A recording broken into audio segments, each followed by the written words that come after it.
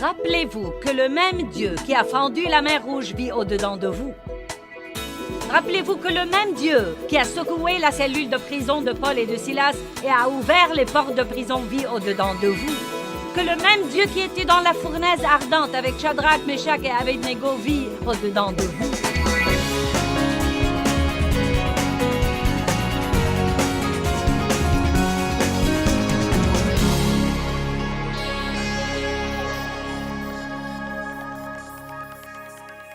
Parlons des conditions diverses dans lesquelles pourrait être notre pensée et décidons ce qui serait bon et ce qui serait mauvais. Voyons, est-ce que nous devons avoir une pensée errante, une pensée qui erre un peu partout ou avoir une pensée déterminée?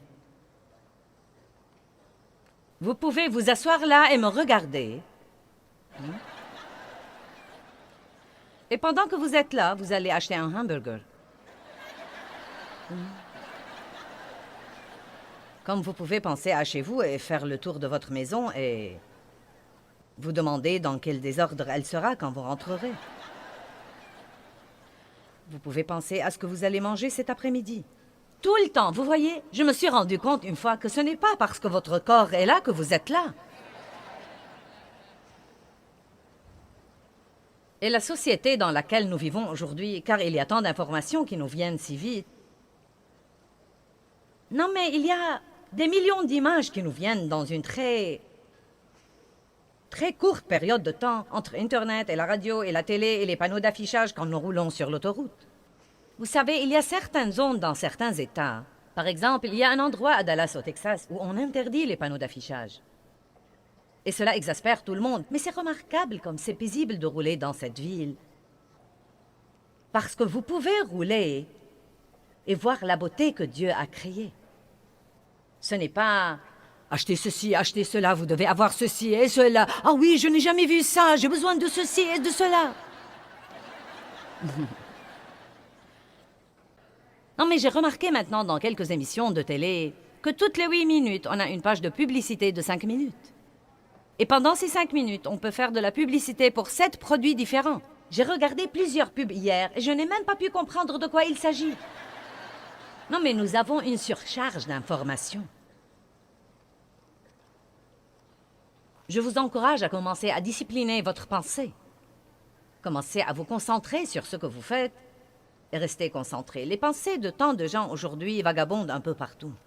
Vous essayez de prier et d'avoir un moment calme avec Dieu et vous pensez à 50 choses que vous devez faire et que vous n'avez pas faites et que vous auriez pu faire. Pourquoi donc nous ne pensons pas à ces choses quand il faut les faire?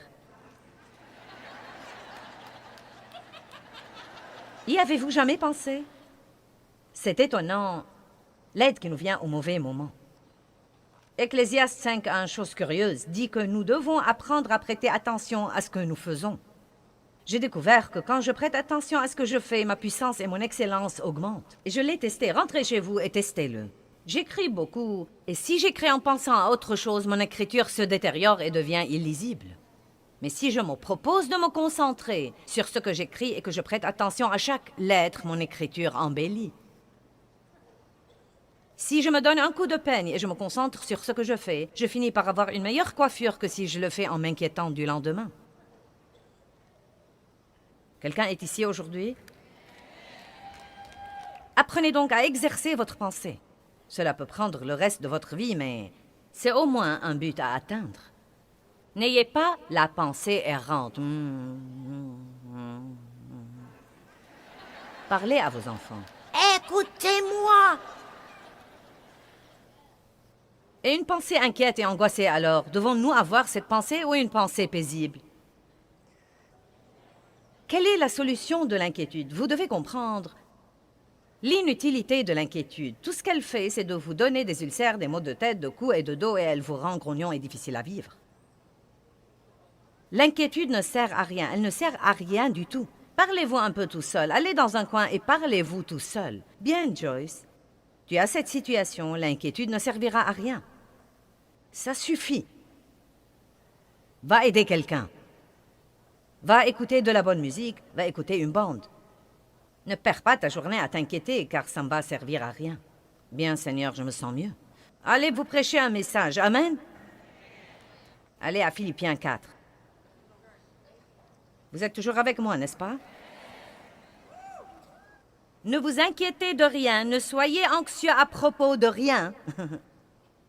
Mais, que faisons-nous au lieu de ça? En toutes circonstances et en toutes choses, par des prières et des supplications, des demandes précises et des actions de grâce, faites connaître vos besoins à Dieu. Que puis-je donc faire quand j'ai un problème et que ma pensée veut commencer à s'inquiéter? Eh bien, je peux décider de ne pas m'inquiéter. Au lieu de cela, je peux commencer à remercier Dieu pour toutes les choses que j'ai et dont je devrais être reconnaissant. Je peux interrompre ces mauvaises et inquiétantes pensées en écoutant une bande d'enseignement ou de la bonne musique. Au lieu de m'asseoir sur une chaise quelque part et de m'inquiéter, je pourrais me lever et aller aider quelqu'un qui a besoin d'aide. Nous devons commencer à lutter pour notre vie et pour notre paix. Et à ce moment-là, la paix de Dieu sera la vôtre. Le verset 8 dit « Au reste, frères, que tout ce qui est vrai, tout ce qui mérite le respect, tout ce qui est honorable, bienséant, juste, pur, aimable, bon, charmant et agréable, tout ce qui est vertueux et excellent, tout ce qui est digne de louange, pensez-y, tenez-en compte et faites-en l'objet de vos pensées. » La Bible amplifiée dit « Fixez vos pensées là-dessus. » Génial. Ensuite, nous savons que Matthieu 6, 34 nous dit « Ne vous inquiétez pas du lendemain, à chaque jour suffit sa peine. » Comprenez que, quoi qu'il arrive demain, vous n'avez pas encore une grâce pour demain. Dieu donnait aux Israélites leur manne un jour à la fois, et s'ils essayaient aujourd'hui de prendre celle de demain, elle se pourrissait et puait. Dieu ne va pas vous donner la force dont vous aurez besoin demain. Il ne vous donne même pas souvent aujourd'hui les réponses dont vous aurez besoin demain. En regardant l'avenir, vous vous dites « Comment vais-je pouvoir faire ça ?» Vous voyez, la foi, c'est ça. Vous pouvez soit vous inquiéter, soit faire confiance à Dieu. Il n'y a pas d'autres alternatives de choix. Vous pouvez soit vous inquiéter et essayer de comprendre par votre cerveau, c'est la pensée de la chair, comment vous allez subvenir à vos besoins, soit faire confiance à Dieu. Vous ne pouvez pas faire de grandes choses et ne pas voir grand. Surmontez vos petites pensées puantes.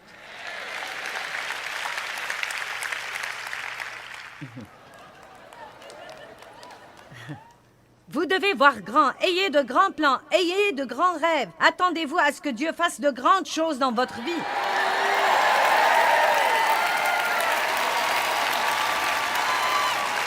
Et certains disent, « Eh bien, tu sais, je crains de faire ça de peur d'être déçu. » Eh bien, tu es déjà déçu.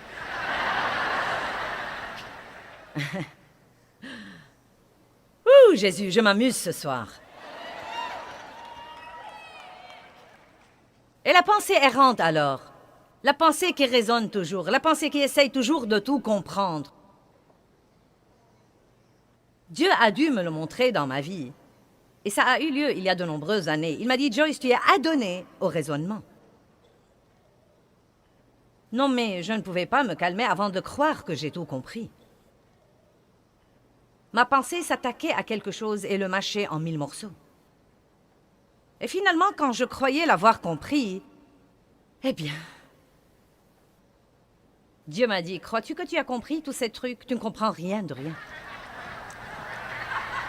Je vous prie d'aller à Matthieu 16. C'est quelque chose de très drôle.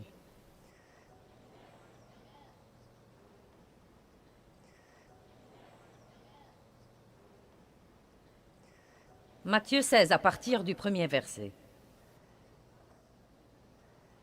Les pharisiens et les sadducéens abordèrent Jésus et lui demandèrent de leur faire voir un signe venant du ciel, un miracle spectaculaire du ciel confirmant son autorité divine. Vous savez, quand vous lisez, essayez de vous mettre dans cet endroit, dans cette époque de l'histoire et imaginez que vous soyez là avec Jésus. Vous avez vu les miracles. Vous étiez avec lui quand il a nourri les 5000, quand il a nourri les 4000. Et quand il a ressuscité Lazare d'entre les morts. Et Jésus leur répondit, le soir, vous dites, il fera beau car le ciel est rouge, et le matin, il y aura de l'orage aujourd'hui car le ciel est rouge et a un air sombre et menaçant. Vous savez discerner l'aspect du ciel, mais vous ne pouvez pas discerner les signes des temps. Une génération méchante et adultère demande un miracle, mais il ne lui sera donné d'autre miracle que celui de Jonas. Puis il les quitta et s'en alla. Et quand les disciples passèrent à l'autre bord de la mer, ils découvrirent qu'ils avaient oublié de prendre des pains. Vous n'avez pas compris. Seules des personnes stupides seraient dans une situation pareille et ne songeraient qu'au déjeuner. Jésus leur parlait de choses éternelles, de merveilleux secrets spirituels, et ils ont dit « Nous avons oublié notre déjeuner. » Oh!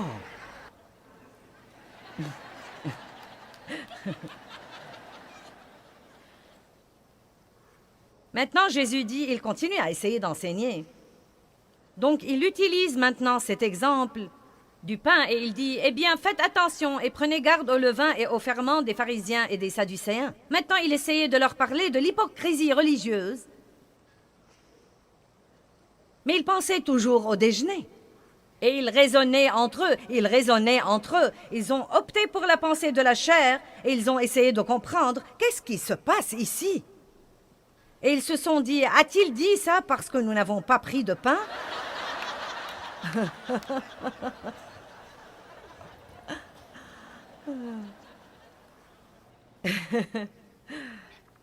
Et il dit, oh! Jésus, l'ayant connu, dit, pourquoi raisonnez-vous en vous-même, gens de peu de foi, sur ce que vous n'avez pas pris de pain?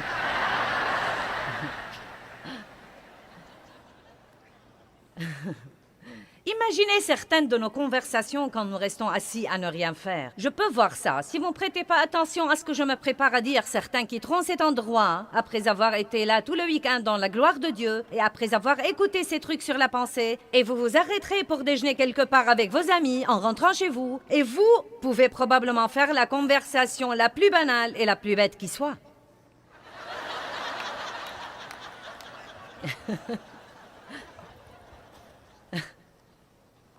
Et je suis sûre que Jésus serait parmi vous et dirait « Oh, gens de peu de foi, pourquoi vous vous en inquiétez? Dites-moi, vous ne m'avez pas vu remplir 3000 personnes du Saint-Esprit? Vous ne m'avez pas vu sauver 381 pécheurs? Vous n'avez pas senti ma gloire dans cet endroit? Vous n'avez pas senti le feu dans vos cœurs quand Joyce vous a parlé de mes promesses? »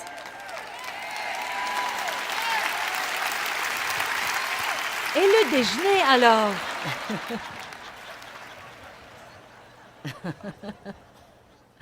Allez, est-ce que vous comprenez? Sortez de vos pensées et entrez dans l'esprit. Arrêtez de vivre dans votre cerveau. Arrêtez de vous tuer à penser et commencez à croire Dieu. Ayez un peu de foi, ayez un peu de discernement. Rappelez-vous que le même Dieu qui a fendu la mer Rouge vit au-dedans de vous. Rappelez-vous que le même Dieu qui a secoué la cellule de prison de Paul et de Silas et qui a ouvert ses portes de prison vit au-dedans de vous. Que le même Dieu qui était dans la fournaise ardente avec Shadrach, Meshach et Abednego vit au-dedans de vous. Et si nous nous le rappelions à minuit quand nous sommes seuls à la maison? C'est là où ça va marcher. Ça ne marche pas du tout si ça ne marche que dans la réunion.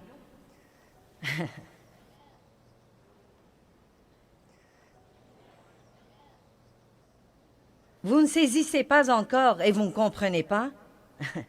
Vous ne vous rappelez pas les 5 pains pour les 5000 et combien de petits paniers vous avez remportés?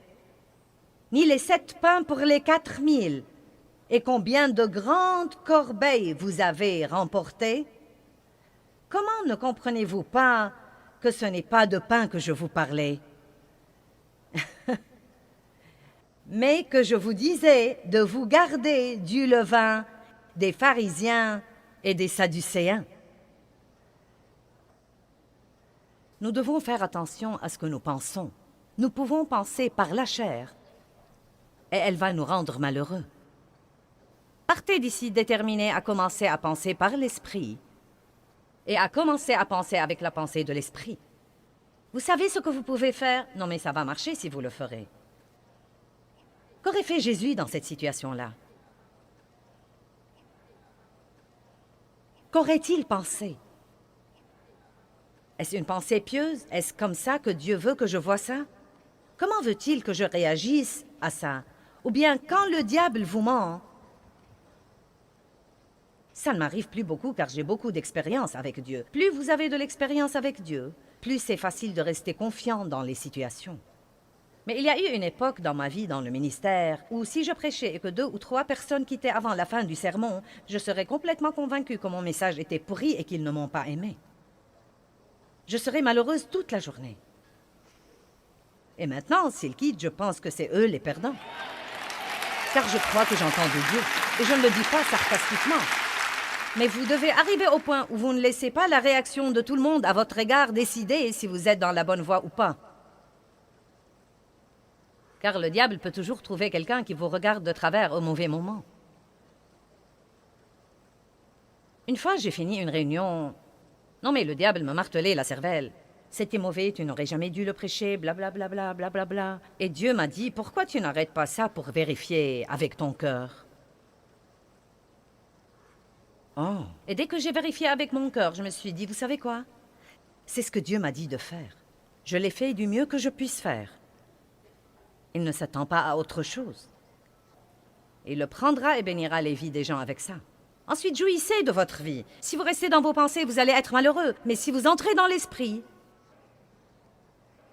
vous pouvez avoir la vie et la tranquillité d'esprit. Il y a tant d'autres aspects dont je pourrais vous parler. Une pensée embrouillée ou une pensée claire et résolue. Commencez à prendre des décisions. Une décision n'est pas une décision tant que vous décidez de ne pas décider. Ne vous inquiétez pas de rater Dieu. Si vous le ratez, il vous trouvera. N'ayez pas une pensée égoïste au lieu d'une pensée altruiste. Un de mes versets préférés dans Galates 6, 10 dit « Songez à être une bénédiction, surtout à ceux de la maison de Dieu. » Décidez d'être une bénédiction. Vous ne devez pas attendre 3 sonneries de trompette et 2 prophéties et l'apparition de 4 anges avant d'aller faire une bonne action. Pourquoi vous devez attendre une parole du ciel pour donner 10 $ supplémentaires? Vous savez pourquoi? Parce que nous ne voulons pas donner 10 $ et nous voulons que Dieu nous prouve que c'est lui qui les demande avant que nous les lâchions. Maintenant, Dieu, si c'est vraiment toi... Allez, je sais, je suis passée par là. Maintenant, Dieu, si c'est vraiment toi... Le Seigneur m'a dit un jour, tu sais, Joyce, même si ce n'est pas vraiment moi, je ne me fâcherai pas de toi si tu bénis quelqu'un. Prends ta liberté et fais ça. Tu ne dois même pas demander ma permission pour être une bénédiction. Je t'ai créé pour ça. Fais-le sans hésiter.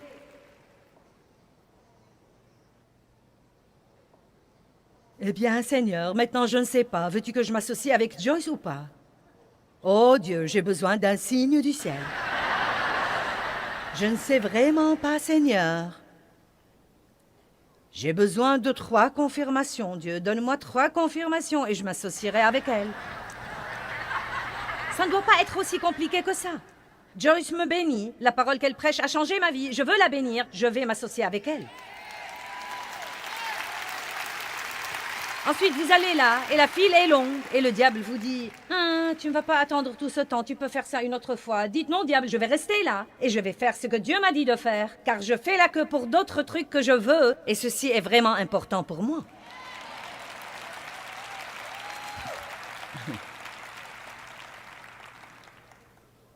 Écoutez cette dernière chose. Qui veut écouter cette dernière chose? La dernière chose que je veux vous dire, c'est de faire très, très attention à la manière dont vous pensez de vous-même. Ne vivez pas avec une conscience coupable tout le temps, mais ayez une conscience de justice. Oui, nous péchons et nous faisons de mauvaises choses de façon régulière, mais la Bible dit que le sang de Christ nous a délivrés de nos péchés et que nous nous tenons justes devant Dieu, vêtus non pas de notre propre justice, mais de la sienne. La seule justice qui soit acceptable devant lui est sa propre justice, et il nous l'a donnée pour qu'il puisse communier avec nous. J'ai oublié si c'était jeudi ou vendredi que j'ai raconté l'histoire Je crois que c'était jeudi où j'ai parlé. J'ai fait ce jour-là 2 erreurs dont je me souviens. J'ai été impatiente avec quelqu'un et je n'ai pas été aussi clémente que j'aurais dû l'être. Et je me suis surprise à penser à ces 2 choses et à avoir mauvaise conscience. Et Dieu m'a dit, pourquoi penses-tu aux 2 mauvaises choses que tu as faites au lieu des 150 bonnes choses que tu as faites aussi? Eh bien, je ne sais pas si ça serait juste de le faire. Y a-t-il un verset qui vous dit de penser tout le temps à tout ce que vous avez fait de mauvais? Faites l'inventaire de tout ce que vous avez fait de mauvais. Prenez-le à Dieu, surmontez-le et allez de l'avant, oubliant ce qui est en arrière et me portant vers les bonnes choses qui sont en avant. Et je ne vous suggère pas de rester assis à ne rien faire et de vous vautrer dans votre propre bonté. « Oh, je suis si bonne, je suis une telle bénédiction. » Mais vous pouvez dire des choses comme, vous savez, je fais des progrès. Je ne suis pas là où je devrais être, mais je fais du chemin, je fais un voyage, j'aime Dieu. Je m'améliore, je suis loin d'agir aussi mal qu'avant. Mon cœur est juste. Et vous savez quoi? Dans cette situation, je ne me suis pas mise en colère comme je l'aurais fait autrefois. Dans cette situation, j'ai été beaucoup plus généreuse que je ne l'aurais été il y a 5 ans. Et bien que j'ai vraiment perdu patience dans cette situation, je m'en suis rendu compte sur le champ et j'ai pu me repentir et demander le pardon de Dieu. Donc mon cœur n'est plus maintenant aussi dur qu'avant. Je réagis vraiment à la voix du Saint-Esprit. Allez, alléluia!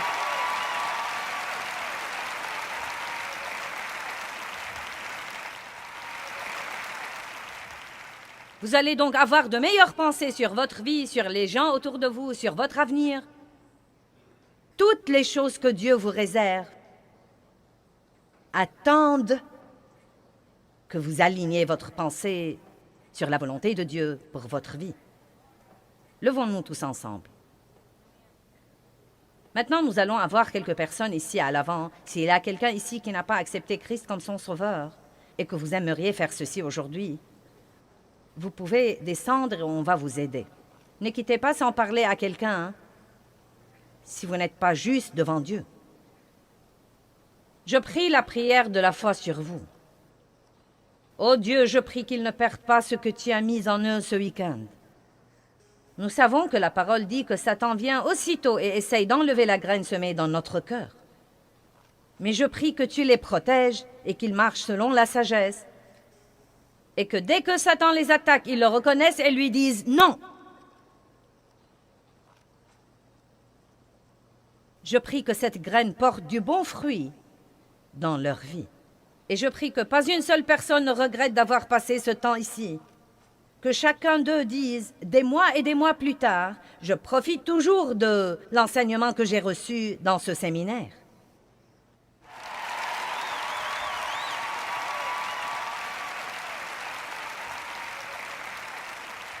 Je prie que les gens aient fait de nouveaux amis ce week-end, noué de nouvelles relations, qu'ils rentrent chez eux rafraîchis, remplis de passion et d'ardeur pour faire ta volonté. Je vous bénis au nom puissant de Jésus et je prie que vous ayez la meilleure vie que vous puissiez avoir et que vous rendiez gloire à Dieu tous les jours de votre vie sur cette terre. Au nom de Jésus. Amen. Merci d'être venus. Nous vous aimons.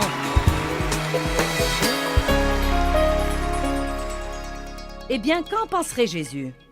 Je crois certainement que nous savons qu'il ne se serait pas inquiété, qu'il n'aurait pas essayé de tout comprendre, qu'il ne serait pas angoissé, qu'il n'aurait jugé personne et qu'il n'aurait critiqué personne. Eh bien, ce n'est pas très difficile de savoir quel genre de pensée nous devons détruire et quel genre de pensée nous devons garder si seulement nous nous demandions qu'aurait pensé Jésus.